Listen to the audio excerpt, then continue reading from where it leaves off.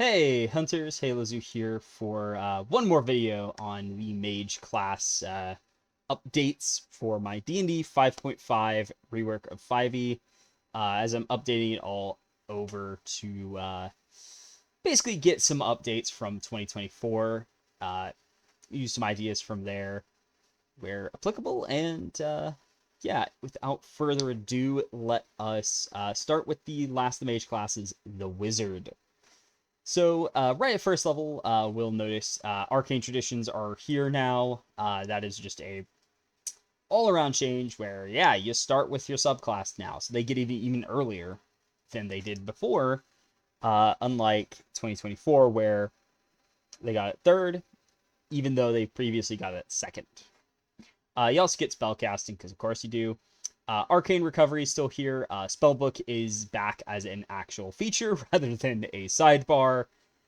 Which was an idea they experimented with during the playtest, but then went away from for some reason. Though the main problem with that idea was really the weird spells that are just the stuff you would do. It was weird. But anyway, we then have Memorize Spell at second alongside Tweak Spells. So that is a completely new thing that I had added. Which you get to tweak some of your spells. Just to give wizards more of, like, any actual identity beyond their spell list. Since, like, wizard was good before, and it could be a bit powerful if you add more to it, but I did want to have more of a, yeah, no, wizard is more than just spellbook and all the spells. That is not their only thing anymore. Tweak Spells was part of that, but Memorize Spell is here from 2024, and it shows up at second level. And it has been modified as well. Scholar is here at third. It's a bit different than it was. We also get a tradition feature as well here. Fourth, ability score increase in feat, as standard. Fifth is going to be Versed in the Arcane, which was I think I might even change this, but it was basically a riff on Scholar before that came, and it's there now. I think that's something else now. Sixth, you get a tradition feature as standard. Seventh is going to be Scroll Adept, so this is about spell scrolls and stuff, and you'll see what exactly it does later.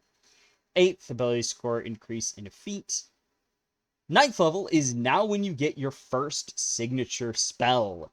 But this one is going to be a second rank spell that you get as a signature spell.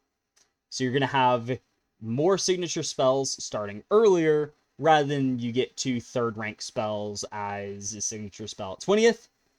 That's not what happens anymore. You now get these way earlier with a new capstone added to replace it. 10th is going to be a tradition feature as before. 11th is now where spell mastery begins, but it's only going to be for first rank spells, and you only start with one spell mastery spell at 11th level. 12th level, ability score increase in a feat, as usual. 13th, improved tweak spells shows up here, so this is an upgrade to your spell tweaking abilities, so you can tweak your spells even more. 14th is a tradition feature. 15th is going to be a third rank signature spell, so you get a second one now, but it is a higher level or higher rank spell. I might also make it where this increases the slot rank you cast the other two at, but the others at, but I don't know.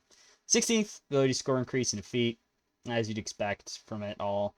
17th is Pinnacle Spell, which is a feature that interacts with 9th rank spell slots. 18th, you get your 4th rank signature spell and your 2nd spell mastery spell, so you get the full benefit of those two features.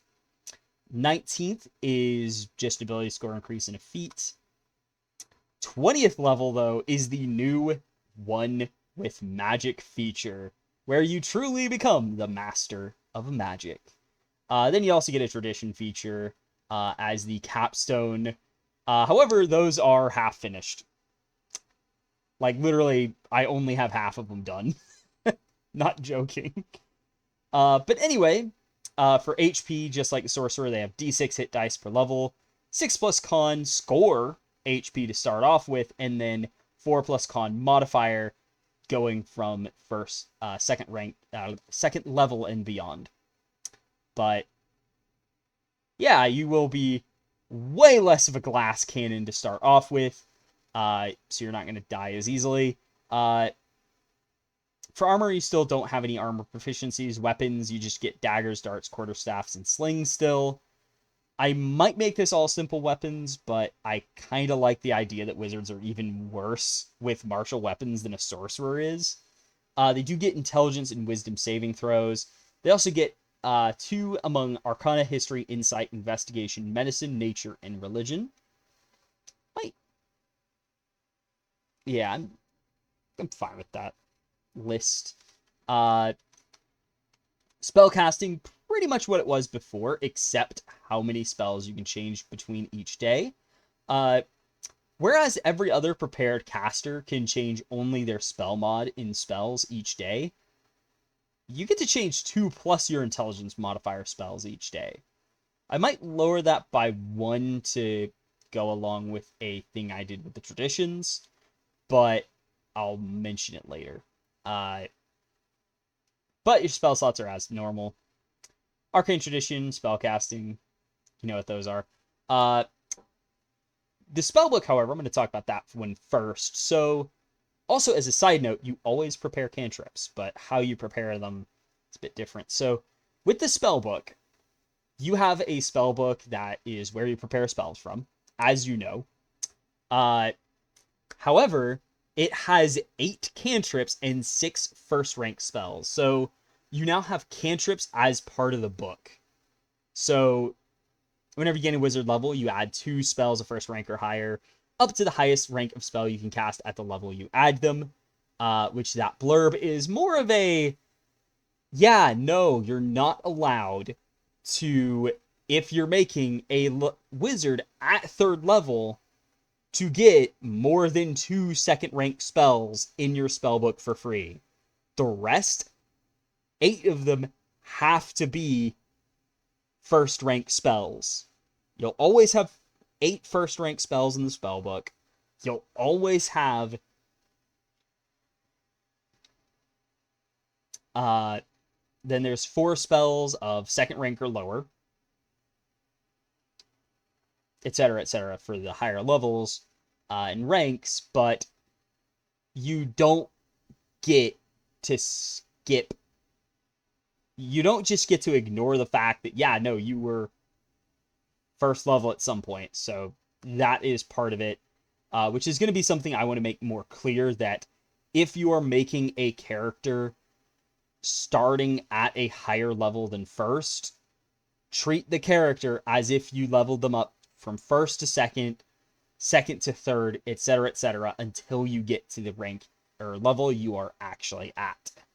But you also do cantrips in the spellbook now. That is a change I made. So you don't get the massive list of cantrips because they have a ton of cantrips now. And if you're wondering why this list is weird, they list the spells all by school.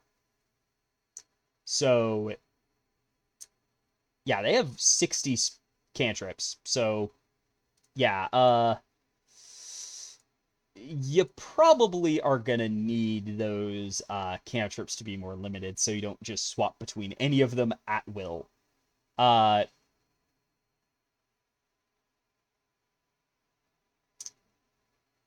So going on from that, you can, of course, add...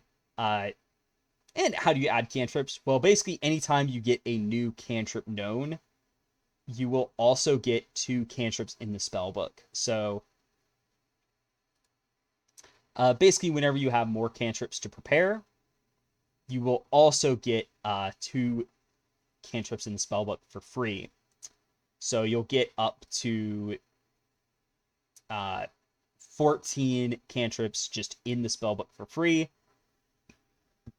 And as for how you add spells or cantrips to the spellbook, it only takes 30 minutes and 25 gold pieces per cantrip. So you can basically add cantrips into your spellbook as you need to. And you can copy your spellbook for a minute and 10 gold per spell in the book. And if it's destroyed, the time taken is doubled. So basically, that's how your spellbook works. Roughly the same, except with the cantrip stuff, which I've brought in to be, yeah, no, you do have to add spell cantrips to the spellbook. So you just don't have all of them immediately.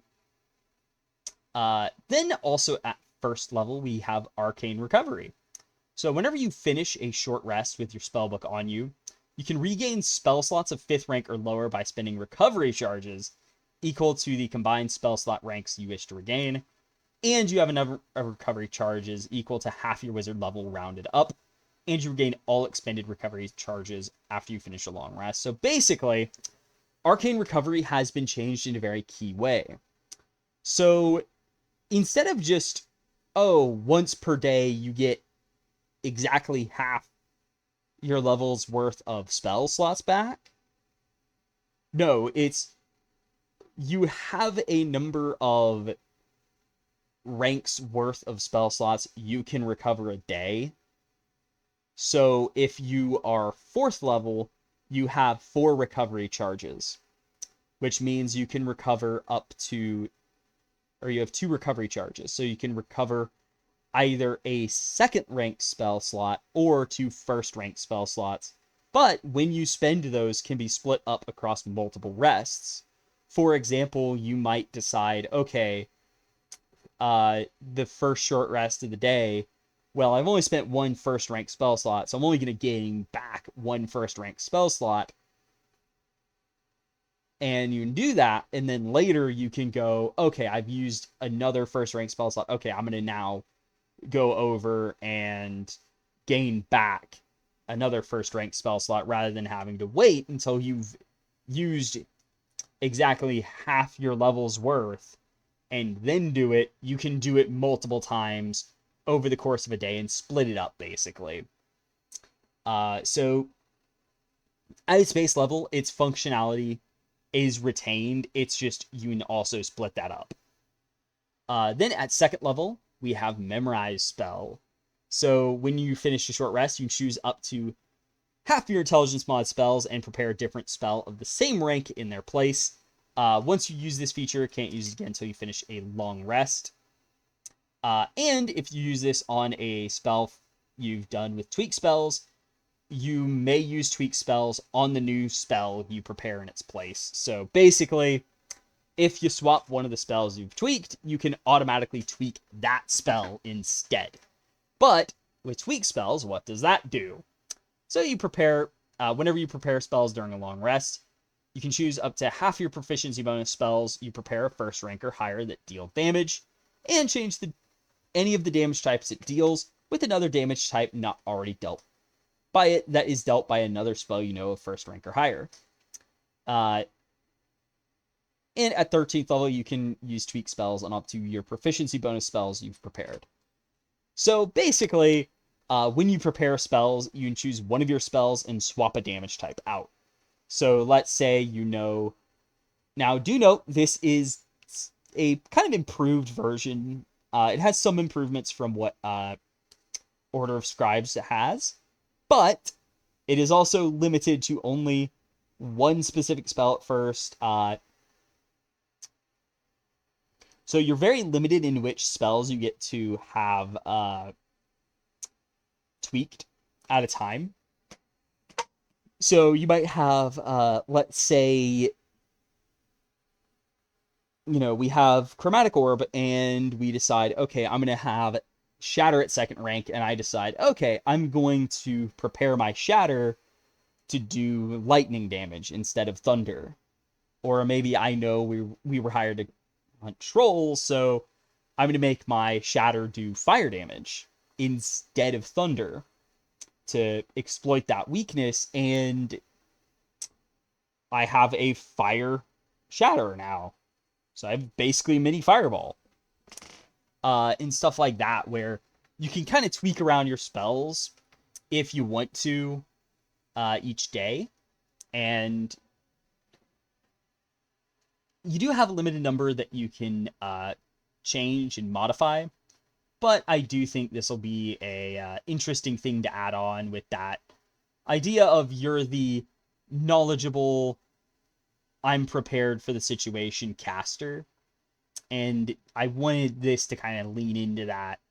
You know, you can do stuff that can help you prepare for the day ahead, even if old school Vancian casting is left for dead where it belongs. Or, well, true Vancian casting is just dead. Definitely not bringing that back. But it gets a bit more of that, you know, hey, you can prepare for stuff ahead. Though it's in a way that's like, oh yeah, it's not punishing. Also, you could use this if you say, grab Elemental Adept and say, hey, I'm an Adept of Lightning. Why don't I make my Ice Knife do lightning damage? And stuff like that, where you can also use it to take advantage of build stuff if you want to. But there's a lot of stuff you can do with it. Even if you don't get much, it's a nice little thing to have as a, hey, you can mess around with stuff. And it plays into wizard themes, I believe. Then Scholar, you get to choose Arcana in one of the following skills: History, Investigation, Medicine, Nature, or Religion. If you're already proficient with that skill, you gain expertise with it. Otherwise, you gain proficiency in it. So basically, you just get an expertise. It's kind of expanded on the Scholar that they get already, where it's like, hey, if you're not proficient in this, you get proficiency. Also, you get to choose 2 things, or, well, you get 1 thing of your choice and Arcana. 5th level, Versed in the Arcane. You just add plus 1d8 to all your Arcana checks. I might add this to the other skill you chose with Scholar, but main idea is, yeah, no, you're the master of Arcana. Boom. 7th level, Scroll Adept. So while you have your spell book, it takes less time and gold to make spell scrolls of spells in your spell book, as shown in this list. And whenever you cast a spell through a scroll, you may use your spell save DC / spell attack bonus instead of the scrolls for the spell if it is in your spell book. So let's say you know Fireball, and you have a Fireball scroll, and you're, let's say, 10th level wizard. Well, your spell save DC is probably much higher than the scroll, so you can use your spell save DC instead of the scroll for Fireball. Also, the time is kind of like, you know, it's roughly half, whereas the gold cost is kind of like 2/3 of what it was, roughly. Don't know the math on it. There's a math. I think it works fine in the price reductions, but basically just a little thing of, hey, yeah, no, you're good with scrolls. You're good at writing scrolls and stuff. There you go. 9th level, signature spell. So you get to choose a 2nd rank spell in your spell book. It's always prepared. So you always, it's an extra spell you get to prepare each day for free. And you can cast it at its lowest rank without expending a spell slot. Once you do so, you can't do it again until you finish short or long rest. Then at 15th level, you get a 3rd rank spell this way. 18th level, you get a 4th rank spell this way. And whenever you gain a level, you can change one of these spells with another of the same rank in your spell book.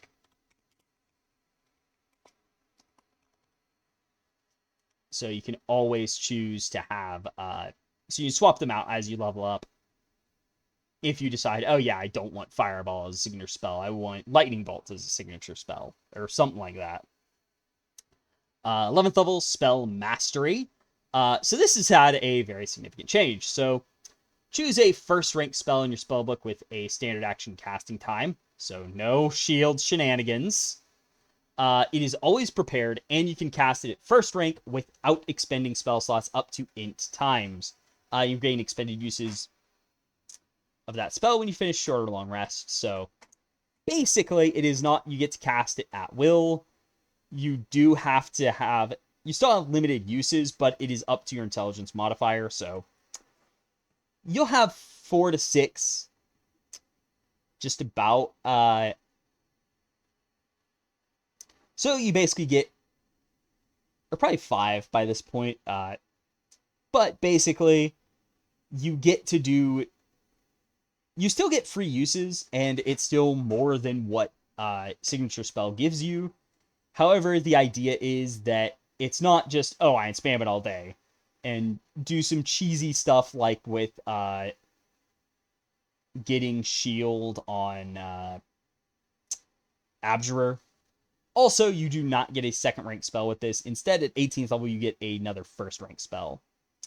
And when you gain a level, change one of these spells with another in the spellbook. 17th level, though, Pinnacle spell. Whenever using 9th rank spell slot, you gain +2 to AC, saving throws, attack rolls, skill checks, and save DCs for 1 minute. So basically, you cast a 9th rank spell, boom, you're popping off. Just as a, hey, yeah, no, here's an even bigger bonus for casting this big, powerful spell. Then one with magic. You have +2 on all spell attack rolls, and your spell save DC is increased by +2, as you're just a master of magic. You're so good, you're just better. Yeah, it's a simple one, but I do think it kind of caps off the wizard as, yeah, you're not a complicated class, but you're the best at casting compared to anyone. You don't have the special stuff of a cleric or druid. You don't have the support stuff of a bard. You don't have the kind of weird casting stuff of a warlock. You don't have the various ways to make the spells you do cast like super powerful, like a sorcerer. But you're just a generalist. And you're just always better with your spells, unlike sorcerers, though you have to wait till 20th to get this. Yeah, that is the base wizard stuff. Moving on to the schools. Not a lot has changed. There's been a few changes here and there. But like, even to the 4 that are updated, like 1 basically unchanged from when I have it, because unfortunately Wizards didn't really fix divination, where it's still exactly the monster it was before, but oh well. But anyway, for the School of Abjurers, so we start off with Abjuration Savant. So the cost of time, so all of them have a Savant, as you'd expect, which still does the cost and time to copy Abjuration spells in your spellbook, or is halved, so you still get that, actually. You also get to prepare extra spells of first rank or higher each day, equal to your secondary stat. So all of them, all 8, have a secondary stat associated with them, and there is 2 per stat. So the only exceptions are intelligence, because it's your main stat, and strength, because you're a frickin' wizard. You are not supposed to be strong. But each of them has this secondary stat they care about. And in the case of Abjuration, it is Constitution. And these have to be Abjuration spells of different ranks. So at first level, you don't get the full benefit. So you'll have to wait till 9th level to get the full benefit. Though you probably actually won't have the highest con. So you'll probably have to wait till 5th. But then later you'll get even more from it. But the idea is it ties into your secondary stat. And whenever you prepare spells during a long rest, you swap 1 additional spell, but it must be one of the extra spells prepared through this feature. So basically, you get to swap even more spells out each day, meaning you swap 3 more than a normal full caster does. And just about 3 times the amount a half caster would. But one of them is still going to be 1 spell of your school for another spell of your school. Then we have Arcane Ward. So this has seen, it's a whole new side to its effects. So you now have a flat +1 AC, and you get to use your Constitution modifier instead of Dexterity for AC when you aren't wearing armor. So, yeah, your AC when you aren't wearing armor, which does work with mage armor, by the way, adds your con instead of Dexterity. So, basically, all your defensive stuff is consolidated into Constitution to make you even better as a tank wizard. You also gain an Arcane Ward, which is always active, and has a maximum pool of HP equal to your Intelligence modifier plus twice your Wizard level. Might change that to double your Intelligence modifier. But, yeah, you have the Arcane Ward, and whenever you take damage, Ward takes it as long as there's HP left. Excess damage is still dealt to you. And whenever you finish a long rest, the ward is set to your Constitution modifier and HP, so you do have some HP in it by default now. And whenever you cast an Abjuration spell, first rank or higher, the ward gains HP equal to Constitution modifier times the slot rank used. So if you have +2 con, it'll be twice the slot rank. If you have +3, then it'll be 3 times, etc., etc. So your Constitution does affect how good your ward is at restoring HP, which also means that, yeah, basically, each long rest, it's like you automatically cast a first rank spell afterwards, so you get some HP in your ward. Third level, we get Battle Mage's Control. Whenever you push, pull, or pull a creature with a spell you cast, you can slide, which is basically just move in any direction the same distance. So basically, this was kind of an idea that I went with based on a new cantrip they're getting, which is Ward Strike, where basically you effectively create this burst of magic from a ward that you have, either one you just conjure just for the spell, or one you already have active on yourself or someone else. So if someone has an Abjuration spell, you could use it and then use it from their space, where you just blast someone next to them, and it would push the target away. But with Battle Mage's Control, you're able to instead move them in any direction. So you might, slide an enemy to a different space next to you. Just so it's like, oh yeah, you're not just pushing them away all the time if you don't want to. 6th level, Projected Ward, pretty much does what it did before. Whenever a creature in 30 feet DC takes damage, use a reaction to have the damage dealt to your Arcane Ward instead, and excess damage is still dealt to the original target. It's what you'd expect, but it's still nice. Spellbreaker does not give you counterspell and dispel magic for free, but that is mostly because that's just part of Abjuration Savant. And plus, you probably have them by now. But it also works with any other spell that can end the effect of another spell or psionic discipline. You don't expend the spell slot if you fail to end the targeted spell or discipline. And you add your proficiency bonus to spellcasting checks to dispel a spell, and can cast Dispel Magic as a bonus action. So you still get the bonus action Dispel Magic, but it's basically made to say, hey, if you have another spell that does one of those effects, like, say, a spell that I remember I've made that basically steals the spell, where it's an upgraded counterspell, where you just, oh yeah, yoink that spell, and I get to cast it now. This affects all of those. So if you don't succeed, if the spell still goes through, then you don't waste your spell slot. 14th level, we get Spell Resistance, so you have advantage on saving throws against spells and disciplines, so future-proof for psionics, but you also get plus Intelligence modifier AC against spell attacks and psionic attacks, and you take half damage from spells and disciplines. So basically, this now works on spell attacks, and it also halves the damage you take from them. So magical effects just aren't as good against you. Then 20th, they are one of the 4 that has a pinnacle feature, and theirs is Master of Abjuration. And they're all Master of X, is what they're going to be. I just don't know what the effects for half of them are. But for them, They double the HP of the ward gains, and it has half of its maximum HP after a long rest.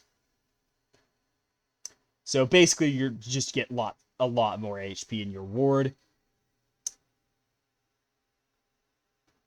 Conjuration, they are based on their Wisdom modifier. Minor Conjuration, you just standard action, summon an inanimate object in your hand, or an open space of 10 feet of you, no bigger than 3 feet on a side and weighs 10 pounds or less, that looks like an inanimate object you've seen before. The object is magical and sheds dim light in 5 feet of it, and disappears after an hour or when you use this feature again. And it counts as a Conjuration cantrip. So if anything cares about cantrips, this actually affects it. Benign transposition at 3rd level. You can use a standard action to teleport yourself up to 30 feet, or choose another creature of your size or one smaller within 30 feet, and teleport both of you, swapping positions. After using this, you can't use it again until you finish a long rest, or expend a spell slot of 2nd rank or higher. Counts as a 1st rank Conjuration spell. So yeah, you just get a little teleport. I might actually say this is 2nd rank.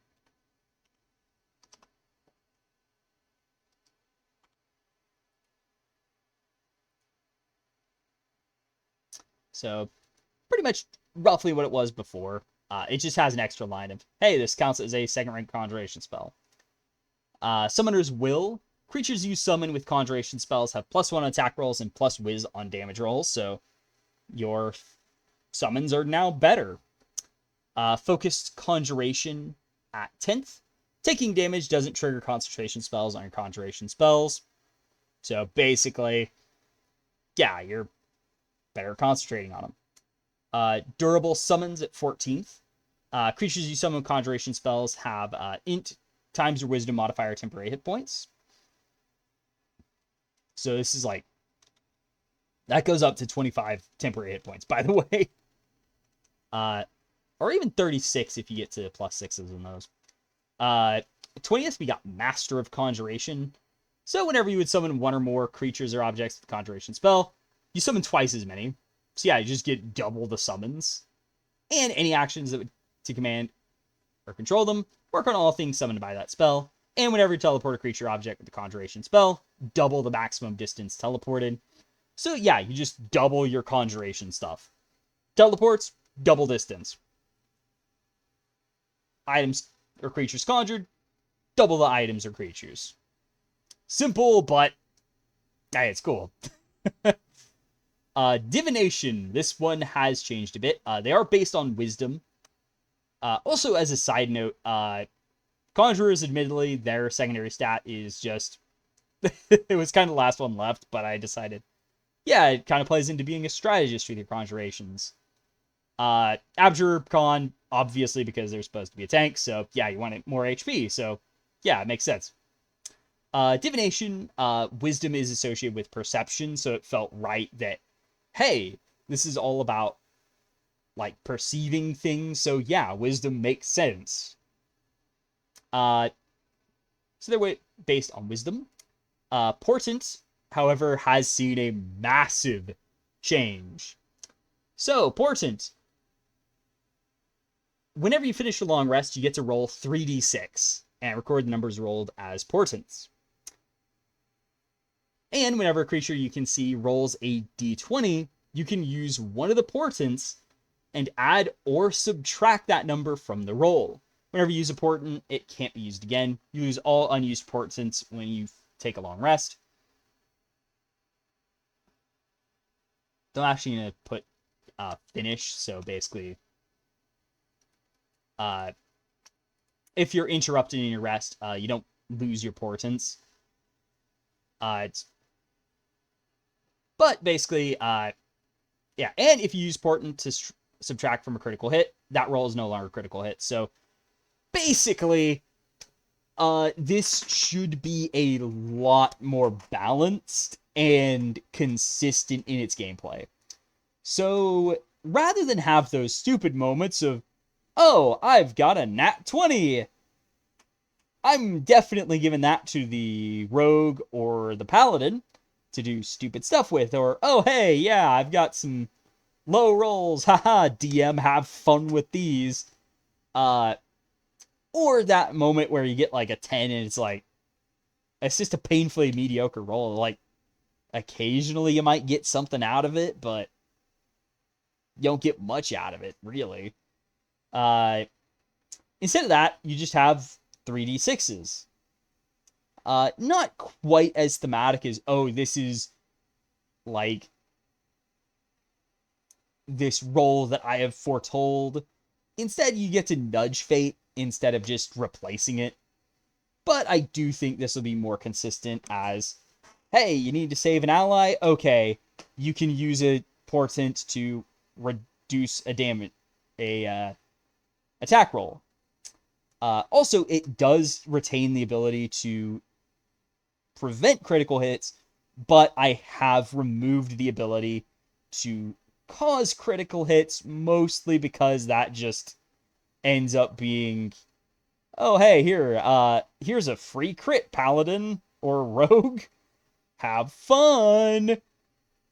Which I just think is a bit BS at times, so its ceiling has been lowered, but its floor has been raised, so the power level should be more consistent, and you're able to do what you want, whatever you need to do each day, rather than having a, oh, am I going debuff mode or buff mode today, portents? Or am I kind of useless? Then at 3rd level, we get Expert Divination, which has been hit with a massive frickin' hammer. Yeah, I have zero clue as to how the hell that survived in 2024. Like, seriously, they kept the, oh yeah, whenever you cast a divination spell, you get a spell slot back. What? So yeah, that is gone. It's dead and buried. Get out of here. So now, whenever you cast a divination spell that normally takes 1 minute or longer to cast it in half the time. And this includes rituals, so you only spend like 5 minutes on a ritual rather than 10, or whatever it is. Whenever you would cast a divination spell, 1st rank or higher using a spell slot, next time you would take damage before the start of your next turn, you take minus whiz damage from that source. So basically, whenever you cast, instead of getting free spells, you get a kind of damage reduction ability.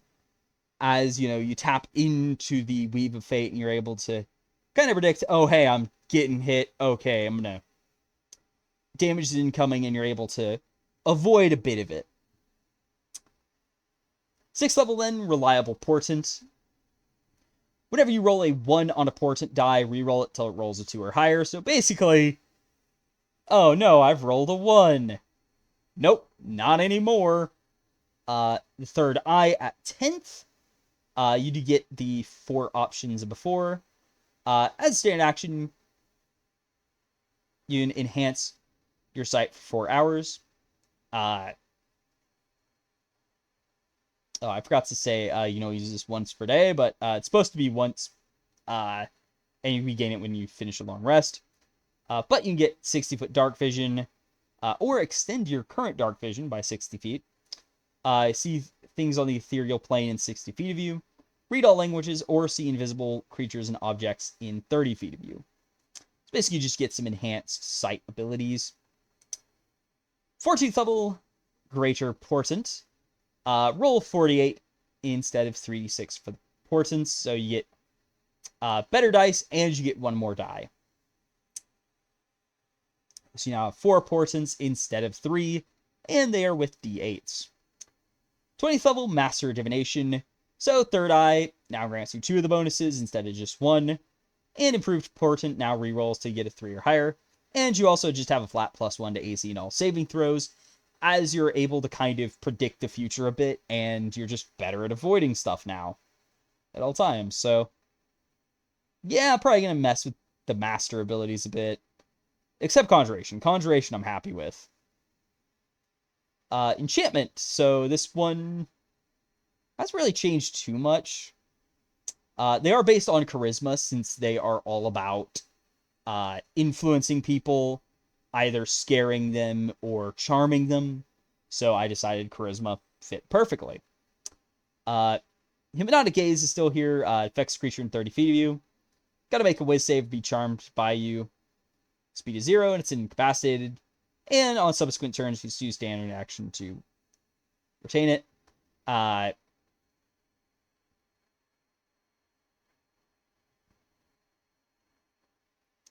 But you only get to use this once per day.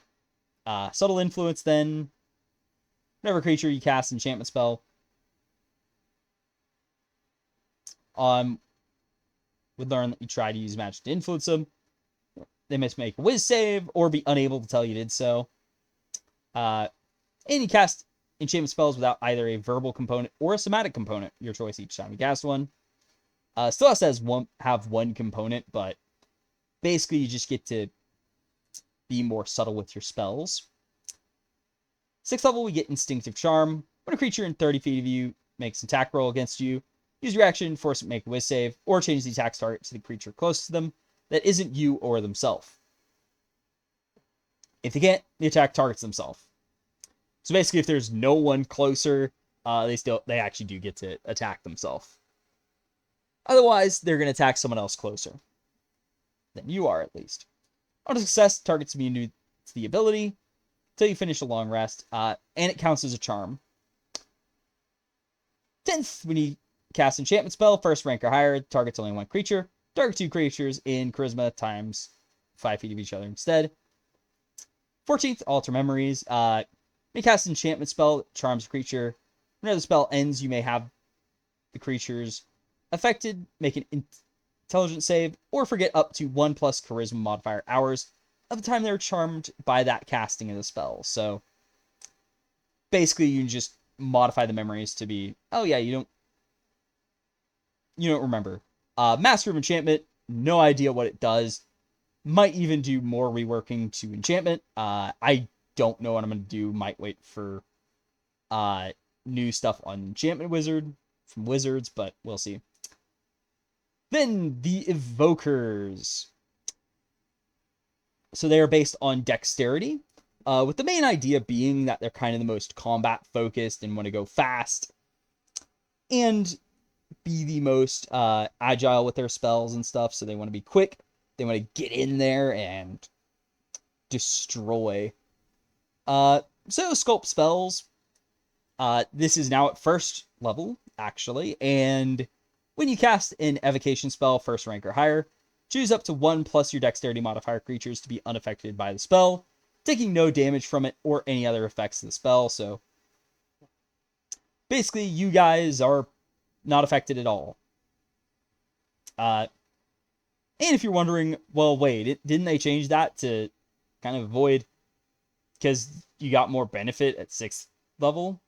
Well, actually, that is less of a thing now, since stuff like Lightning Strike, which is basically just the action of Call Lightning as a 1st rank spell, and a few other spells like Ice Knife and stuff do actually do an AoE. Thus, it's kind of a, yeah, there's a few here, so you don't have to worry about them anymore. 3rd level, we also have Tweak Evocation now. So you can use Tweak spells on an additional plus Dexterity modifier spells, but they must be Evocation spells. And you can also tweak damage types on cantrips with other cantrip damage types. So basically, you can change Firebolt to do the damage type of Shocking Grasp, as an example. This still does use your normal maximum for tweak spells, but basically you get more spells to tweak, but they have to be Evocation spells, and you can tweak your cantrips now. 6th level, Potent Cantrips. This is now just plus int damage with Wizard cantrips. Yeah, it's not much, but hey. I mean, if you're not going to be Destructive Wizard, who is? Empowered Evocations at 10th. Damaging Wizard spells of Evocation spells, 1st rank or higher, deal plus int damage to each creature targeted. And your Damaging Wizard cantrip still deal half damage on a missed attack roll or successful saving throw. Basically, Yeah, that's where the original potent cantrip has moved over to. It's now part of your 10th level stuff. But, well. 14th level over channel. Pretty much as it was before. When you deal damage with damaging wizard spell, 1st through 5th rank, choose to make it deal maximum damage. So you don't get to do this with very high ranks, high rank spells. But the first time, use it, take no damage, and then you take 2d12 per slot rank bleed force and necrotic damage, plus d12 damage for each use of the feature since the last long rest took beyond the second, and the damage ignores your resistances and immunities. Then the Master of Evocation feature is going to be, whenever you would roll damage for an evocation spell, reroll up to your dexterity modifier damage dice and use either result. And whenever you cast a damaging wizard spell 1st rank or higher, you may treat it as if it was cast at 1 slot rank higher. So yeah, you just upcast all your evocation spells now. You just have all the power. Which I think is a fitting capstone. Illusion is based on charisma. So the idea behind that is to kind of, it's about deception and being sneaky. So charisma kind of fit in that way.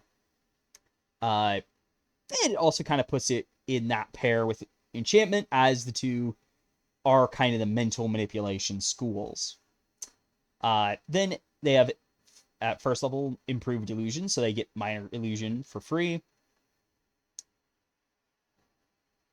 And when you cast it, can create both an image and a sound instead of just one or the other.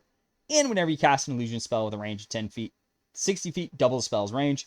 Otherwise, if it's 60 feet, greater than 60 feet, add plus 60 feet to its range.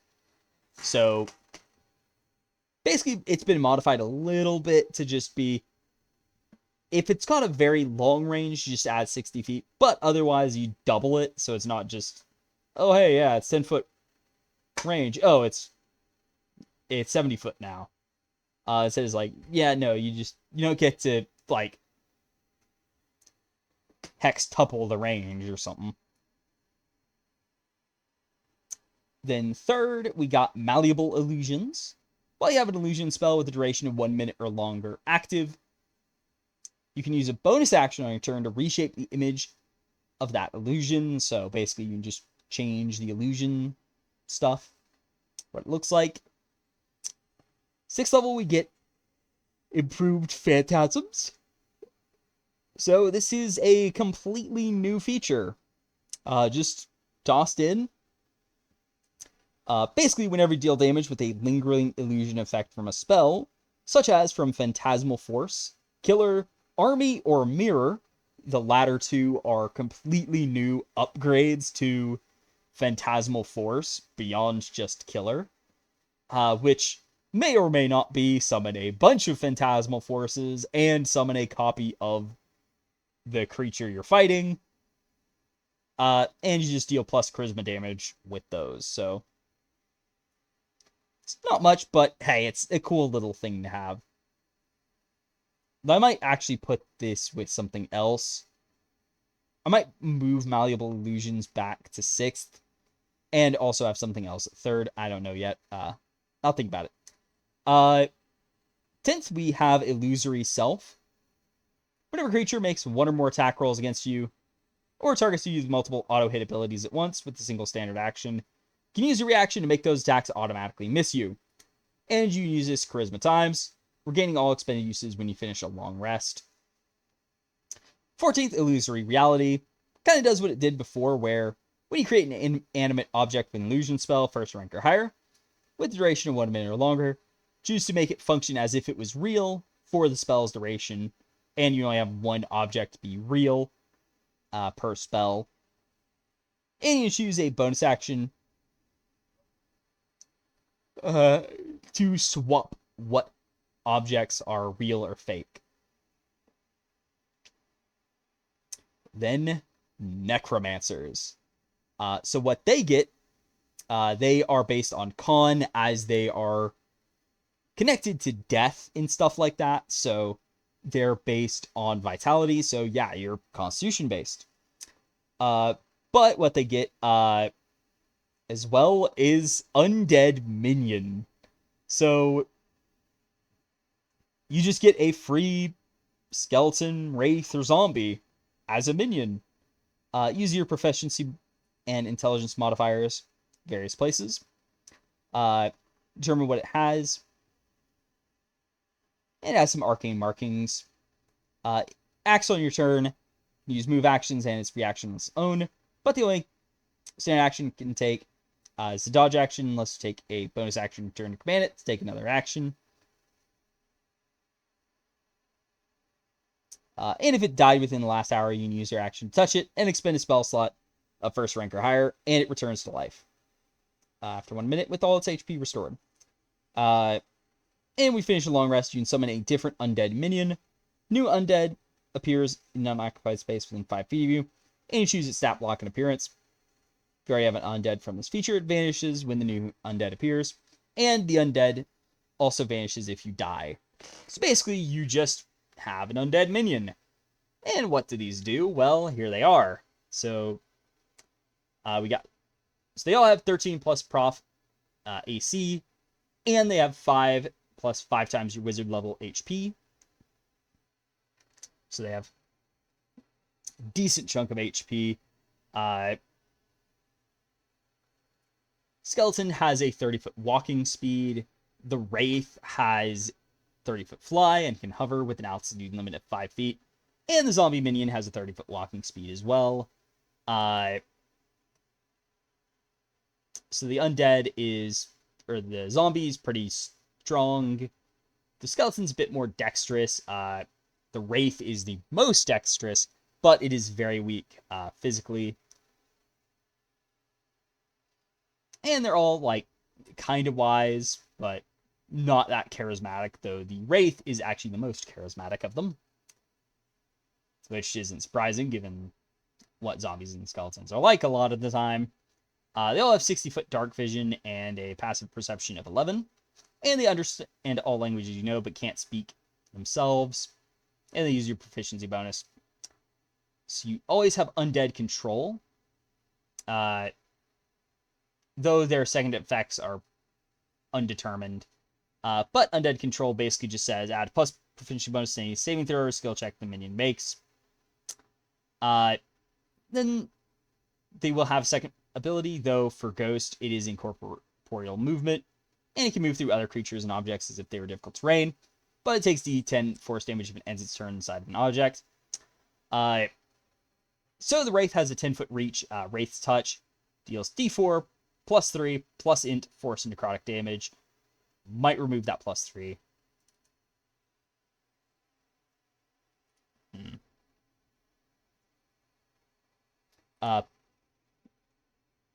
Yeah, I'm gonna remove that. But I'm gonna make it D6.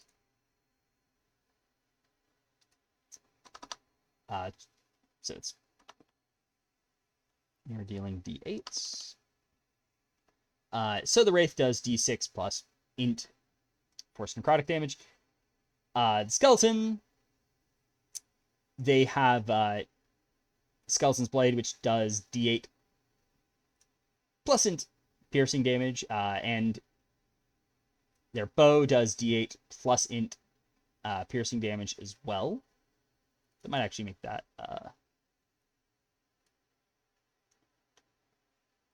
1d6. Then the zombie has the slam attack, which does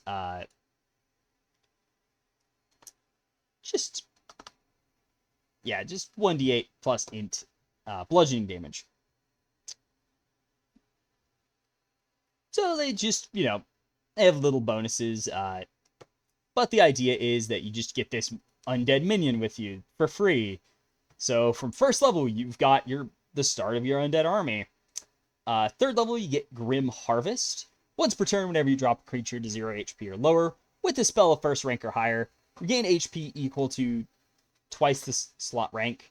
or times your Constitution modifier if it was a necromancy spell.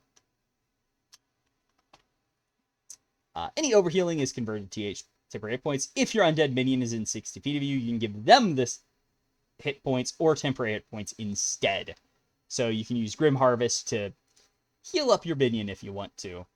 6th level, we get Undead Thralls. When you cast Animate Dead, you can target one additional corpse to create a skeleton or zombie with. Undead you create or summon with your spells or features have their HP increased by your wizard level, so the undead minions would actually have 6 times your wizard level HP. And they have plus con to damage rolls, so they do even more damage. 10th level, Inured to Undeath. You have resistance to necrotic and poison damage, and your HP maximum can't be reduced. Might add something else at that level. I don't know yet. 14th, though, you get Command Undead. As an action, you can choose an undead creature you can see in 60 feet of you. Must make a charisma saving throw versus your spell save DC. Or it becomes friendly to you and obeys your command until it dies, or use this feature again. Undead with intelligence 8 or higher have advantage on saving throw. And undead with 12 or higher that failed initially can repeat the save at the end of each of their turns to end the effect early on a success. Not sure what their master feature is. Then we get, last but not least, Transmutation, who is definitely one of the more troublesome ones, especially with the 3rd level feature. They are based on dexterity because I decided, they should be based on a physical stat because they care the most about the physical. It's also why Conjuration is Wisdom. Since I already had Constitution slotted out and Charisma slotted out, it was just Dex or Wiz, and it's like, okay, well, this one should be Dex because it's based around physical stuff, so it uses a physical stat, and it's not using Strength, so Dexterity. Minor Alchemy, spend 10 or more minutes, convert wood, stone, that's not a gem, iron, copper, silver, lead, or steel into another of the listed materials for up to Dex mod hours, and you transmute cubic foot of material per 10 minutes spent transmuting this way. And you can use to make weapons or ammunition silvered for the duration. You can only transmute up to dexterity modifier objects, or up to 5 times dexterity modifier pieces of ammunition at once. 3rd level, we get adaptable spells sculpting. I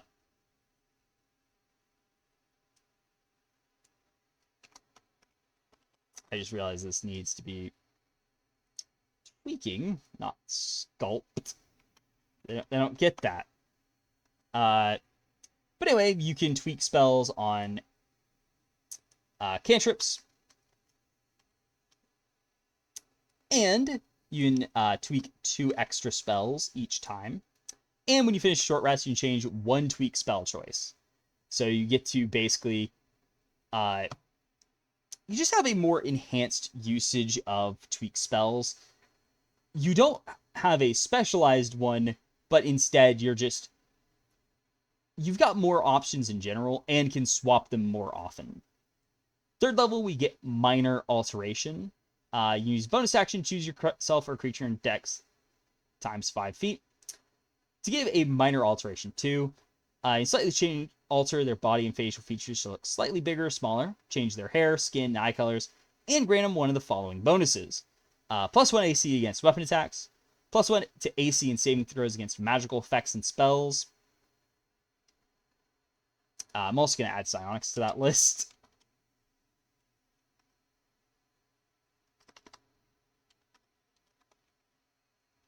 +5 feet to their move speed, climb speed equal to their speed, swim speed equal to their speed, and the ability to hold their breath for 3 times longer. And it lasts for dexterity modifier minutes. After you use it, gotta finish a short or long rest to use it again. It's basically just hey, here's a little buff for you, buddy. It's gonna play into Transmutation's themes and give them something interesting to do besides all the kind of boring stuff they had before. Transmuter Stone, during long rest, create Transmuter Stone. Tiny magical objects, weighs like half a pound, and is a spellcasting focus. Lasts until destroyed or you create another stone this way. And you can choose one of the effects the stone grants. 60-foot dark vision or plus 60 foot to the dark vision range. Plus 10 foot to all speeds while unencumbered. Proficiency in con saves, and resistance to either acid, cold, fire, lightning, or thunder damage. And when you cast a transmutation spell of first rank or higher, you can change the effect of the stone if it's within 5 times your dexterity modifier feet of you. So basically, you can now use this if someone else is holding it, if they're in a certain distance of you. This is designed as a way to say, hey, you don't have to be holding it to change it. No, you can just cast a transmutation spell, and no matter who's holding it, if it's within the range, you can change its effect.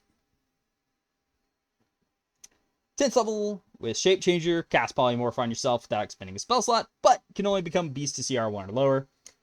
And you have Dex uses the feature each day, so you gain all of them when you regain them when you finish a long rest. 14th level, Improved Transmute Your Stone. Standard action, destroy your Transmuter Stone to do either Major Alchemy. Spend the next 10 minutes to transmute one non-magical object no bigger than 5 foot cube into another non-magical object of equal size or less of similar mass and or size. Panacea, choose a creature in 5 feet of the stone. So basically, it's in 5 feet of where the stone is. So if it's on you, then it's in 5 feet of you. But if it's on someone else's person, it's in 5 feet of them. Remove all curses, diseases, and poisons on the target, and they regain HP equal to half their maximum HP. Restore life. Cast Raise Dead on a creature in 5 feet of you, stone without expending a spell slot or knowing the spell at all. You must still have the material component, though. So yeah, no, you don't get to skip the material component, but you get to Raise Dead. Or Restore Youth. Choose a creature in 5 feet of the stone. Their parent age is reduced by 3 to 10 years. Doesn't extend their lifespan, nor can it reduce their age to below 13 years old, or whatever the age of physical maturity is for their race, or species, or whatever you want to call it. But yeah, that has been the wizard. So, definitely need to get the master features all ironed out and stuff. But then again, these spellcaster ones have often been the longest and craziest, especially since they tend to have a lot more subclasses. Because I think only 2 of them don't have more than 4 subclasses for the full casters in this original lineup. But anyway, without further ado, I hope you have enjoyed this look at Dungeons & Dragons 5.5 from yours truly. Stay tuned next week for the last 3 classes, who are what I call the scout classes. So the monk, the ranger, and the rogue. Yeah, those are going to be interesting to see. And of course, if you want to look at the older stuff, you can also find those already. So that's basically all but those 3 classes that I haven't done yet. But anyway, without further ado, I will see y'all next time. Halo Zoo out.